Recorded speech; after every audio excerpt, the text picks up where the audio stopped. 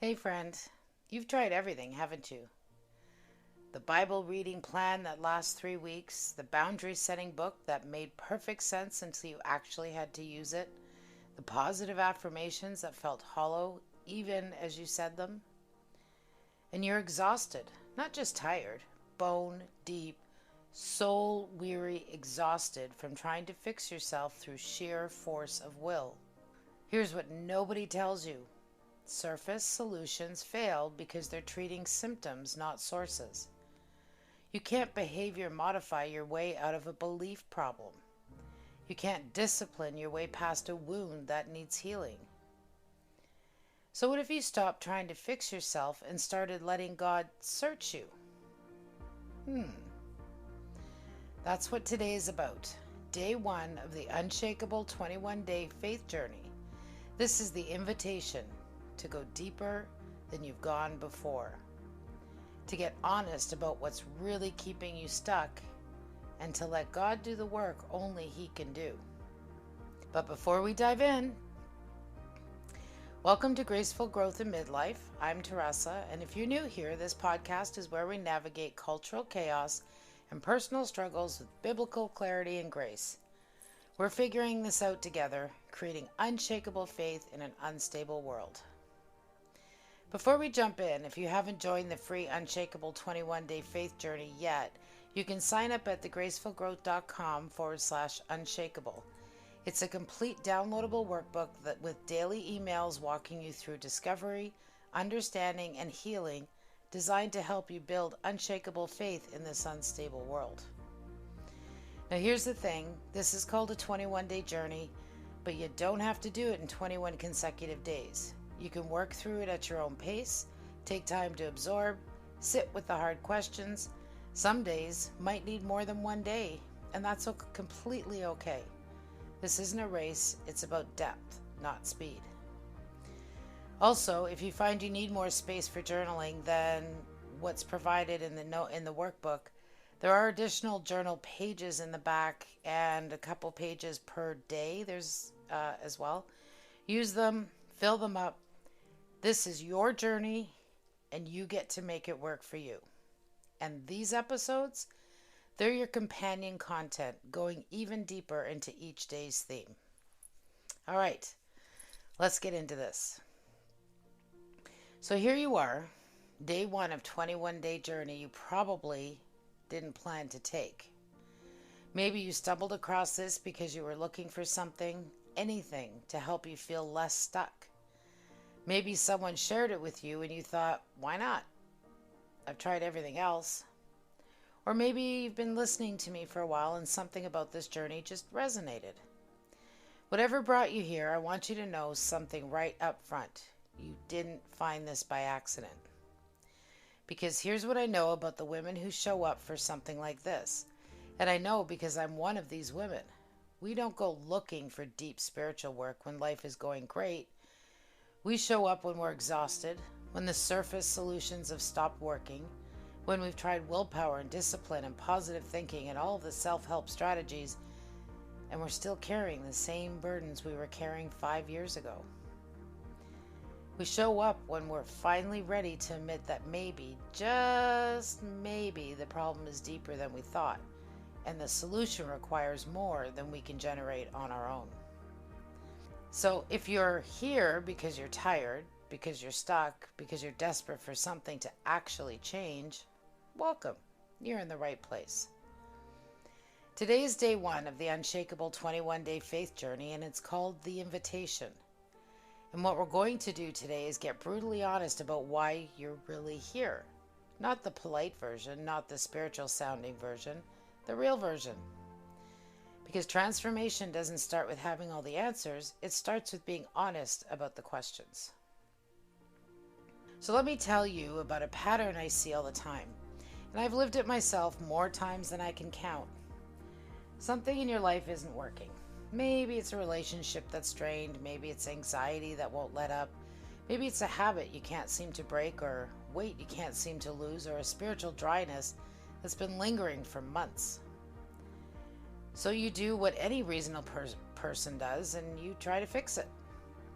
You read the book, you listen to the podcast, you make the plan, you commit to the new routine, and for a little while it works. You feel motivated and hopeful.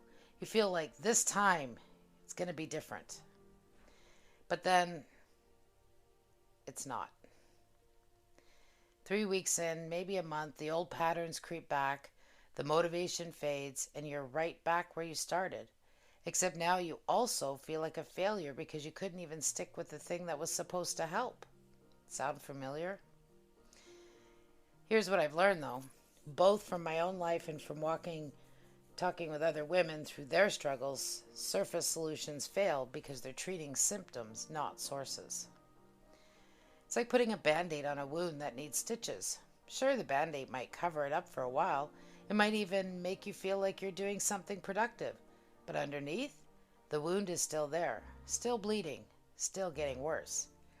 And eventually, no amount of Band-Aids can hide it anymore. This is why the diet fails. This is why the Bible reading plan fizzles out. This is why the communication strategies don't save the marriage. This is why the positive affirmations don't touch the deep shame you carry. Because you're trying to change behavior without addressing belief. You're trying to manage symptoms without excavating the source. And listen, I'm not saying those surface things don't matter. Reading your Bible matters, healthy communication matters, taking care of your body matters.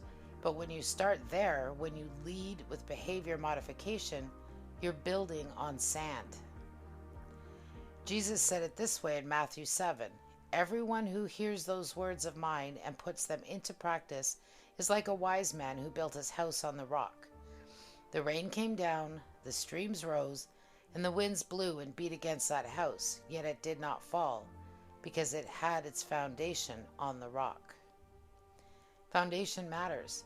And if your foundation is try harder, do better, be more disciplined, that's sand.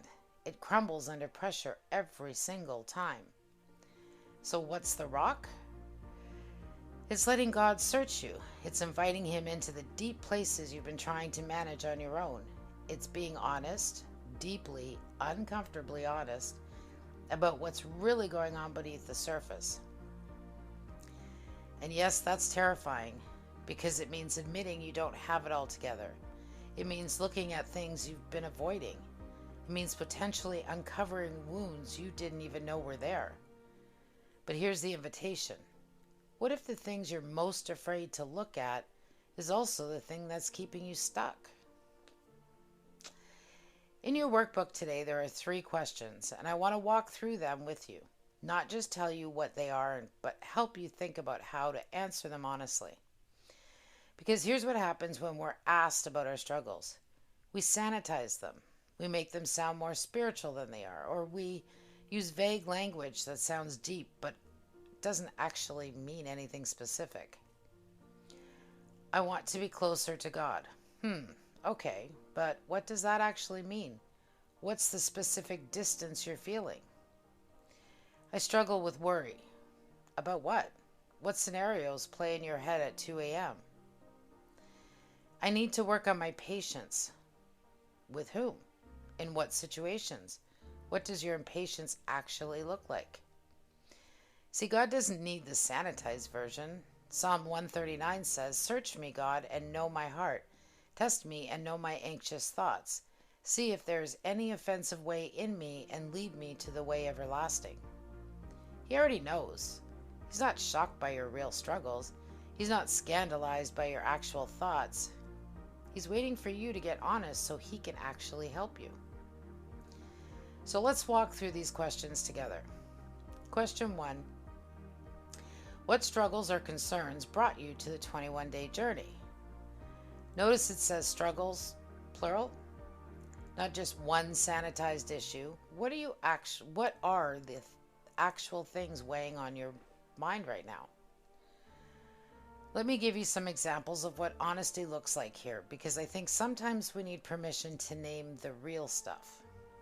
Okay, so maybe it's, I'm angry all the time and I don't know why. I snap at my kids over nothing. I'm resentful towards my husband for things that aren't even his fault, and I hate who I'm becoming.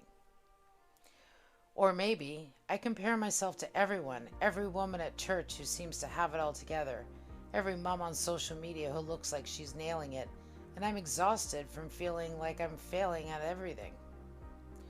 Or I don't feel close to God anymore. I go through the motions, I pray, I read my Bible sometimes, but it feels empty, and I'm scared that maybe I never really knew Him at all, or maybe He's just done with me. Or I can't stop eating. I know I'm using food to numb something, but I don't even know what. And every time I promise myself tomorrow will be different, tomorrow looks exactly the same. Or my marriage feels like we're just roommates. We're polite, we function, but there's no intimacy. And I don't even know if I have the energy to for it anymore. See the difference? Those aren't vague spiritual struggles. Those are specific gut level, honest description of what's actually happening in your life. And here's why this matters. You can't heal what you won't name. If you just write, I struggle with food, that's too broad to address. But I eat an entire bag of chips every night after my kids go to bed because it's the only time I feel like I can breathe, and I hate myself for it. Now we're getting somewhere. Now we can ask, what are you really hungry for? What are you trying to numb? What does that breathing room represent that you're not getting anywhere else? God isn't afraid of your specifics. He's been waiting for you to stop hiding them. So in your workbook, I want you to write the real version, not what you think you're supposed to write, not what sounds spiritual enough, the actual struggles that made you think, I need help. I can't keep doing this alone. And if you're thinking, I have too many to list, start with the top 3, the ones that consume the most mental and emotional energy, the ones you think about when you're trying to fall asleep at night. All right, question 2. What would freedom from these struggles look like in your daily life? This question is harder than it seems, because we're really good at knowing what we don't want, but we're often terrible at articulating what we do want. I don't want to be angry all the time. Okay, but what do you want instead? What would it actually look like? So let me help you here with some examples again. If your struggle is anger, freedom might look like, I could have a hard conversation with my teenager without losing my temper. I could navigate a stressful day at work without taking it out on my family when I get home. I could feel anger rising and actually have the tools to process it before I explode. If you struggle in comparison, freedom might look like, I could scroll social media and genuinely celebrate someone else's wins without it triggering my own sense of inadequacy. I could show up to church and not spend the whole time cataloging everything everyone else is doing better than me. I could look in the mirror and see a daughter of God instead of a collection of failures. If your struggle is spiritual emptiness, it might look like, I could open my Bible and actually connect with God instead of just checking the box. I could pray without feeling like my words are bouncing off the ceilings. I could trust that He's with me even when I can't feel Him. If your struggle is food, freedom might look like, I can have a hard day and not immediately turn to the pantry. I could eat a meal without guilt or shame. I could feel my feelings instead of eating them. If your struggle is your marriage, freedom might be, I could look at my husband and remember why I fell in love with him. We could have a conversation that goes deeper than logistics. I could feel hope again instead of just resignation. Do you see what we're doing here? We're getting specific about what the other side of healing actually looks like in your everyday, practical life. Not just, I want to be free, but free to do what? Free to feel what? Free to experience what? Because transformation isn't some vague spiritual concept. It's concrete. It shows up in how you respond when your kid spills milk all over the floor you just cleaned. It shows up in whether you can receive a compliment without immediately deflecting it. It shows up in whether you can sit with silence without needing to fill it with something, anything, to avoid being alone with your own thoughts. So don't just write, I want freedom. Paint the picture. What does a free version of you do on a Tuesday afternoon? How does she respond when things don't go her way? What does she believe about herself that you don't believe right now? This is important because it gives you something to move towards, not just something to run from. All right, question 3. What are you afraid might happen if you go deeper with God in this area? Oh, this one. This is the question most people skip because it feels counterintuitive. Why would you be afraid to let God work in your life? Isn't that what you want? Yes, and also no. Because going deeper with God means things are going to change, and change, even good change, is scary. Let me tell you what I mean. Maybe you're afraid that if you really let God deal with your anger, you'll have to face the pain underneath it. The disappointment, the grief, the wounds you've been using anger to protect. And you're not sure you're strong enough to feel all that. Maybe you're afraid that if you really let God address your comparison, you'll lose the motivation that keeps you striving. Because what if you're only productive because you're constantly trying to prove yourself? What if without that drive you become ordinary? Maybe you're afraid that if you really let God into your spiritual emptiness, He'll ask you to do something you don't want to do. Leave the job, end the friendship, confront the person, and you'd rather stay distant than obey. Maybe you're afraid that if you really let God heal your relationship with food, you'll have to deal with the trauma that created the problem in the first place, the abuse, the neglect, the shame, and you've worked really hard to keep all that buried. Maybe you're afraid that if you really let God into your marriage, it still won't get better. And then you'll have to make a decision you've been avoiding, or worse. Maybe it will get better and you'll realize you've wasted years being miserable when healing was possible all along. These are real fears, valid fears, and pretending they don't exist doesn't make them go away. It just means they control you from the shadows. So write them down. Name what you're actually afraid of.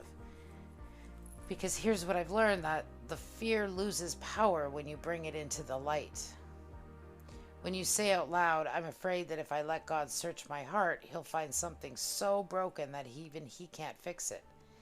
You can hear how untrue that is, but as long as it stays in your head, unexamined, it feels like truth.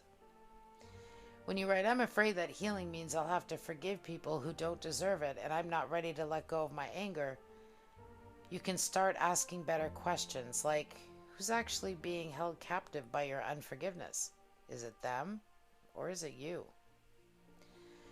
When you admit, I'm afraid that freedom will require more of me than staying stuck does, you can evaluate whether that's actually true, because staying stuck requires an enormous amount of energy.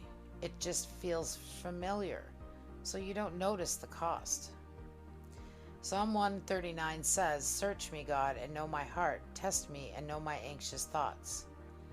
Notice David doesn't just say, know my heart. He says, know my anxious thoughts too. God isn't scared of your anxiety. He isn't put off by your resistance. He isn't shocked by your fear of going deeper. He's just waiting for you to stop pretending it's not there. So here's where we land on day 1. This journey isn't about fixing yourself. It's not about trying harder or maybe being more disciplined or finally getting your act together. It's about surrender. It's about saying, God, I've been trying to manage this on my own and it's not working. I'm tired, I'm stuck, and I need you to do what only you can do. That's the invitation. Not to do more, but to let Him in. And I know that's terrifying because letting Him in means giving up control. It means being vulnerable. It means potentially uncovering things you'd rather leave buried. But here's what I need you to hear. You are already known. Psalm 139 doesn't say, search me, God, so that you can finally discover what a mess I am. It says, search me in the context of, you have searched me, Lord, and you know me, and you know when I sit and when I rise, and you perceive my thoughts from afar. He already knows every struggle you're trying to hide, every fear you're too ashamed to voice, every broken place you think makes you unlovable. He knows, and he's still here, still pursuing you, still inviting you deeper. The searching isn't for his benefit, it's for yours. Because as long as you're hiding, you can't heal. As long as you're pretending, you can't be transformed. As long as you're managing symptoms, the source remains untouched. But when you open your hands and say, here it is, here's the real mess, here's what I've been too afraid to look at, search me, show me what I can't see, lead me where I can't go on my own, that's when transformation becomes possible. Not because you finally earned it, not because you've proven you're worthy of it, but because you stopped resisting it. So let me give you a real life example from my own life.